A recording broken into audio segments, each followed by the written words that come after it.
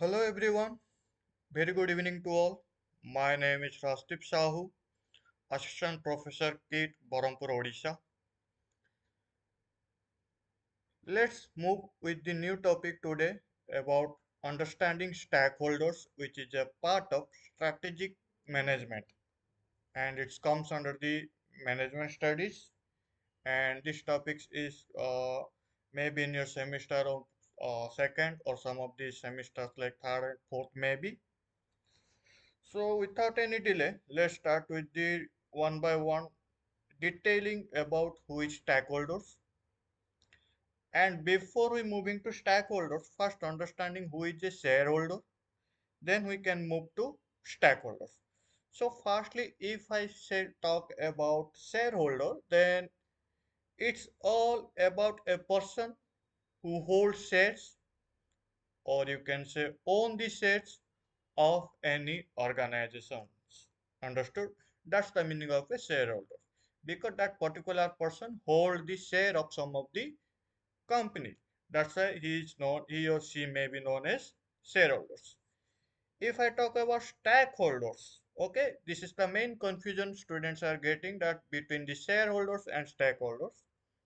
So if I talk about stakeholders, the party who having a stake in the company is known as stakeholders, right? It includes like creditors or customers. If I can briefly trying to understand you, then it may be each and every person who is involving with a particular firm or an organization. Each individual is known as one of the stakeholders. For suppose there is a company, and in a company there are various of employees are working, right? From CEO to peon, peon, mid-level authorities, low-level authorities, high-level authorities, employees, managers, okay, peon, subordinates, CEO, CTO. Each and every person have some contribution to the particular organizations, and each and everyone is also known as stakeholder to the company. If I can say with another example, trying to explain that suppose there is a company or there is a college, and in college there are various of teachers are there, students are there, okay, and as a student you are giving some semesters in each gap of 6 months, right? If something rules and regulations change in an organization, is that any effect to that particular stakeholders? Is that any effect to any students? Suppose आपका for reason suppose आपका course fees जो है complete 1 year के लिए 2 लाख से, and after sometimes what happened, there are some changes happened in that college, and for the next year the rules and the pricing of that particular course is changed to 2 lakhs, right? Then what happens to that particular, is that any affection to the teachers, is that any effect to that college, is that any effect to any students? Yes or no? Right? So each and every person or each and every stakeholder is affected if any changes happens in the organization or in any forms. Okay, so that's all about the stakeholders. And if you can say what is the meaning of stakeholder, then each and every party who having a stake in the company is known as stakeholder. It may be a peon, it may be a manager, it may be a mid-level authority from CEO to peon. Each and every person who is involving directly to that company, okay, and involving or contribution something to the company is known as stakeholders. Now moving to the next part, and here we can see the identification or the differentiations between shareholders and stakeholders. Okay, yeah, right. So the main difference, you can see the person who owns the share of the company. Okay, if I am a person and I have some shares in any company, then I can call as a owner of that company, right? As you can see, uh, right, some of the group of peoples. Okay, there is a CEO and some of the person who have contributed financially to that particular company, and they are also becoming as a co-owner of that particular company because they have shared some of the finance to that particular company, and they can also called as a shareholder. If I talk about stakeholders, the party who is having a stake in the company is called stakeholders. And for example, if you can see the shareholder, who is the shareholder, that equity shareholder, preference shareholders are the example of the shareholders. And if I talk about the examples of stakeholders, then it may be a shareholders, all the shareholders, okay, all the shareholders can be a stakeholders, but all stakeholders may be or may not be shareholders, right? For example, that may be a creditors, employees, customers, supplier, all are called as or all are known as stakeholders. And those who have interested parties are also known as stakeholders. If I have interested to join in this particular company, then for that company, I am the interested person to that join to that company. That's why I am also a stakeholder. If I want to join some of the favorite college of mine to study my own choice of courses, then for that organization, I am the interested party because I am showing interest to that particular organizations. That's why I'm calling it a stakeholders. I have some contribution, I have some involvement to that organizations. That's why I am called as stakeholders. Now understand the types of stakeholder. It always two types. One is internal, second is external. When we talk about internal stakeholder, okay, can see here is the diagram. Internal stakeholders, it means who are involving with the company inside the company or inside the firm or inside the organization is called as internal stakeholders. For example, employees working inside the organization, managers working inside the organization, owner is particularly contribute to a particular company or within he or she maybe the owner should be work or visit or working somewhere like within the company. Okay, so they are called the internal stakeholders. Then come to the external stakeholder. It may be suppliers, society, government, creditors, shareholders, and customers because they are not any type of link within the organizations. These persons are not going to company or going to any firms, putting a bag, carrying a laptop, and working inside the company as a internal stakeholders. That's why, but they have some of the link to the company, or they may have contribution that influence to the or influence the company. That's why they have called external stakeholder. They have no involvement in the internal part of any company. Okay, and for that, what are the example is suppliers, it may be society, government, creditors, shareholders. As I can say, all shareholders are the external stakeholders and customer. For example, if I am telling that how internal stakeholder affects, okay, suppose inside the company some of the rules, regulation, policies change, then the person, the employee, the manager, the owner, is that affected for by that particular policy or by that particular rules or regulations, right? Then they are called internal stakeholders, and it may or it can be probability of that affect to the organizations to achieving goals, getting or achieving the organization's mission, right? If I talk about external stakeholders, there are some of the issues in the suppliers. There may be some of the government changes or government political issues are there. Government new rules, regulation, policy implements.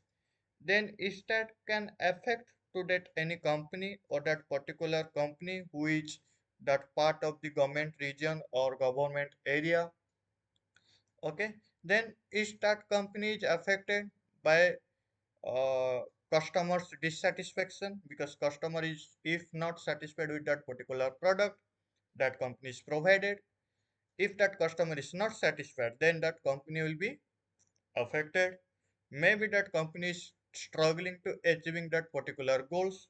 Okay, so this is the complete picture of how internal stakeholders affect and how external stakeholders, who are in belongs to the internal stakeholders and who are belongs to the external stakeholders.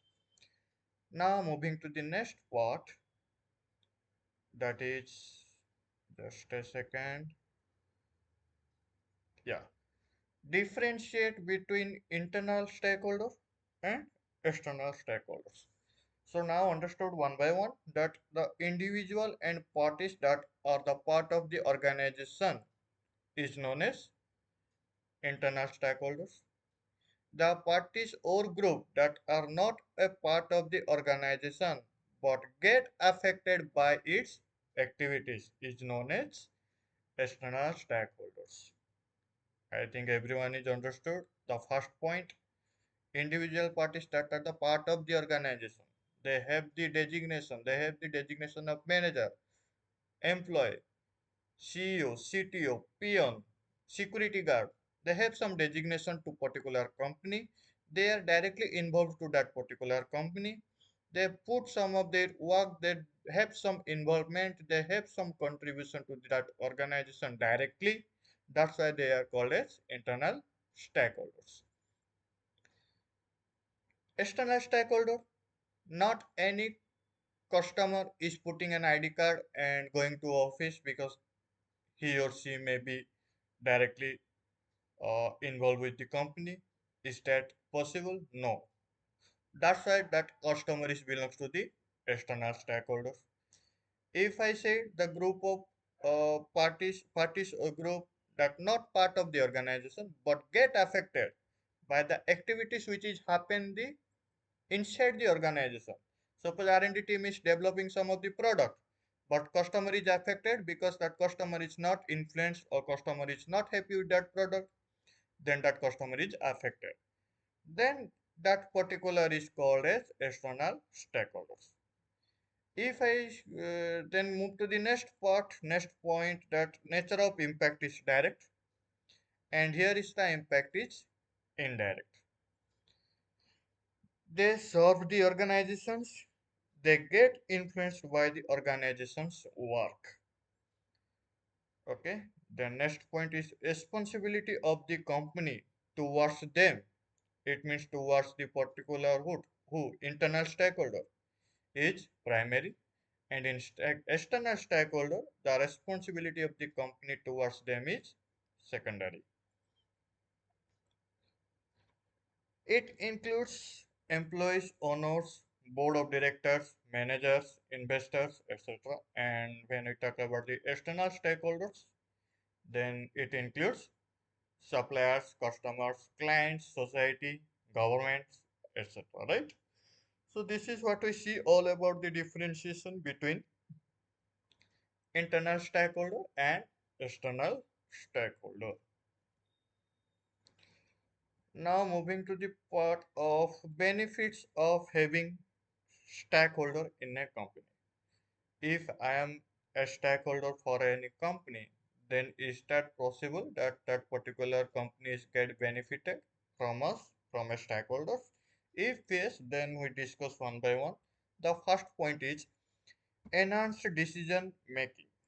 Okay, what it means that if an employees or investor customers provides driver's perspective, okay, that can lead well informed and balanced strategic decisions, then it can reflect a good decision making.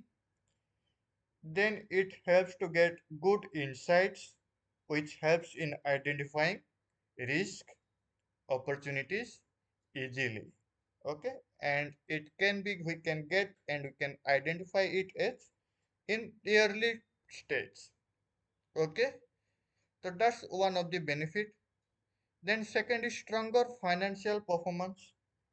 Okay, like that if investors, stakeholders contribute to financial stability through funding, or suppliers offers better terms and customers provide consistent revenue, okay, which can ensure the long-term growth, right?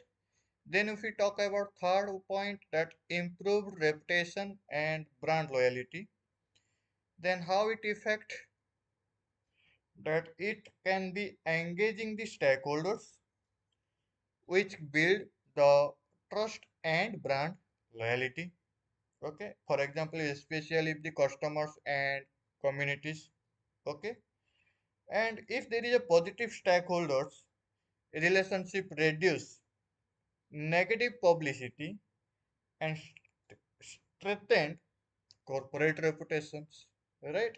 If there is a positive stakeholders, then relationship is good. If there is a negative stakeholder, then the also it's affect to the brand of the particular company.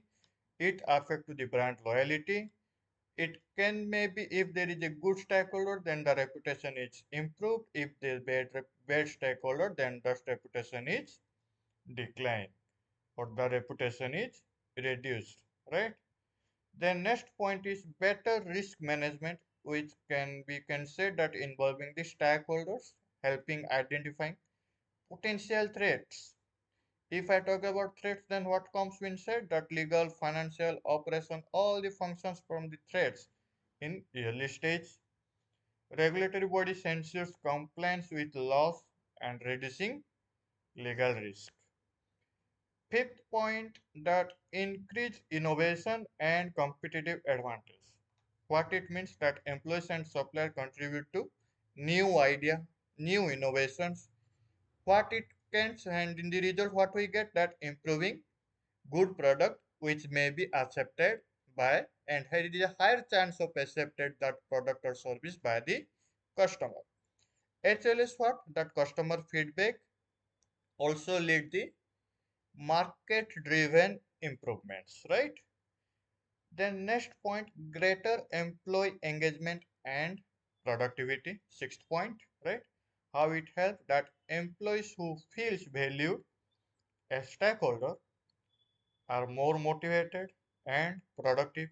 Okay, if the more engagement employee happen, that more motivated, they will more motivated and more productive things will be created. More new innovative things will be happen.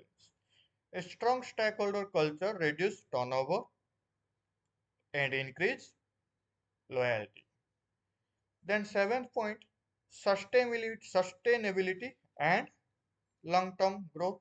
Okay, let's see how it's happened. That if engaging environment and community stakeholders ensures corporate social responsibility, sustainable practice lead to, okay, long-term success and acceptance in the society. When you when you do some of the things inside the company, okay, any type of rules, regulations, corporate social responsibilities, okay, like some of the things you are applied within the organizations for achieving your goal, okay, and that particular goal is not sustainable practice or not in a good manner, then it can be a very soon in the part of the short term success or short term happen, right? So for if and everything you have to that the sustainable practice lead to long term success and acceptance in the society. Everything is matter, right? Now moving to the eighth part, that easier implementation of the strategies. Okay, stakeholders buy in makes strategic implementation smoother. How smooth they are implementing, how that particular strategy is easy, that also affect. Less resistance from employees, investors, regulatory bodies, decision makers, lead efficient execution. The proper implementations happen, that proper easier implementations happen, that good strategies happens, good strategy implementations happen. Then how it can be, there is a reduce the chance of failure of the product, failure of the service that provided by the company. So this is all about the benefits of having a good stakeholder in a company. And if I just reverse these things, then this all the contribution of the best stakeholders. Okay, that opposite of the good stakeholder is the best stakeholders, right? So by actively engaging a stakeholder, a company can drive long-term success.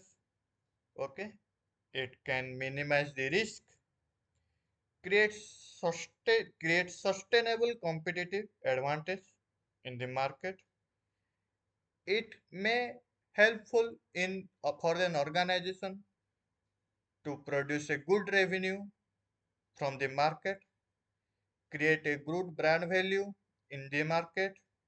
So that's all about the involvement of stack in a company from the internal as well as external, which can lead to an organization to achieve their particular goal or mission, or it can be a what, achieving a particular vision, company's plan, etc., right?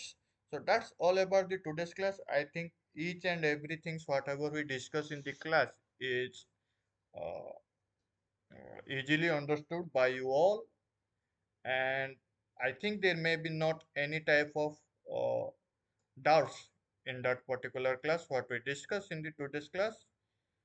So that's all about the today's class. And at the same time, as I said in each and every video, don't simultaneously or don't only blindly watching this uh, videos, at the same time making notes. Okay, so that's all about the today's class. See you in the next. Bye.